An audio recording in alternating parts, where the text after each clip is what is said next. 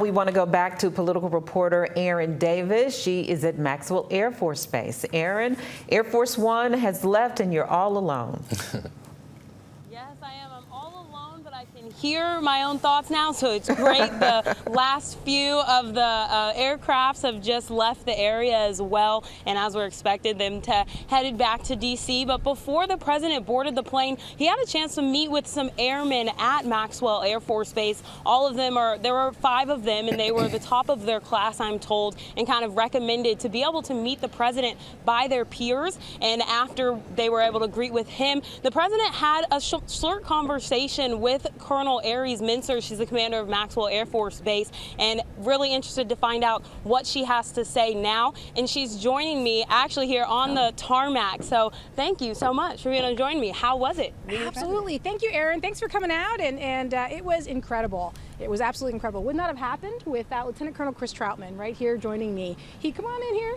He was the lead for Maxwell Air Force Base that made this whole visit possible. And I got to tell you, just the chance for us to connect airmen from Maxwell Air Force Base, and those were Guard airmen, those were Reserve airmen, those were active duty airmen with their commander-in-chief. I mean, there's no greater experience. And so it meant a lot to them to speak directly to their commander-in-chief, to their president, and share a little bit about themselves. So we are just so humbled and honored that President Biden was here today. And you had a chance to have a conversation with the president. What did you all talk about?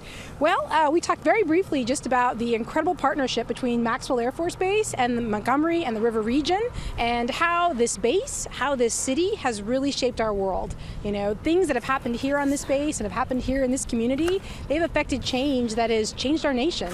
And he talked a little bit about his experience meeting Rosa Parks and what that meant to him, and how he's memorialized that in his own office.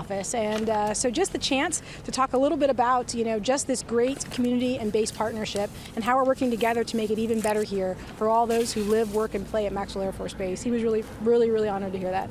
And we've been talking a lot about the airmen also that got to meet him. What did they take away from the president's visit? I think the airmen were it was just a surreal, overwhelming moment for them. You know, again, to meet their commander-in-chief. Trout, what do you think? Yes, ma'am. I think that they were in awe.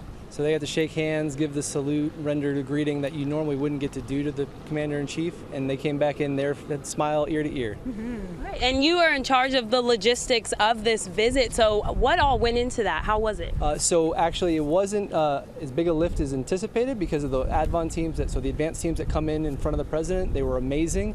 They worked great with our team, and our folks were overachieved at every turn, so I was very happy to be able to be a part of that team. Okay, and you all just had a little ceremony or thanks with the Secret Service, I understand. So what all did you do to show thanks to them? So General Hecker, the AU commander, and Colonel Mincer, we have coins that we give in appreciation for what job well done. And so that's what occurred in this ceremony you just saw. All right, awesome. Well, very eventful, busy planned day from start to finish, but we really appreciate y'all for being able to have us out here and get that happening. So like they said, the day has wrapped up. They've given thanks, and now it seems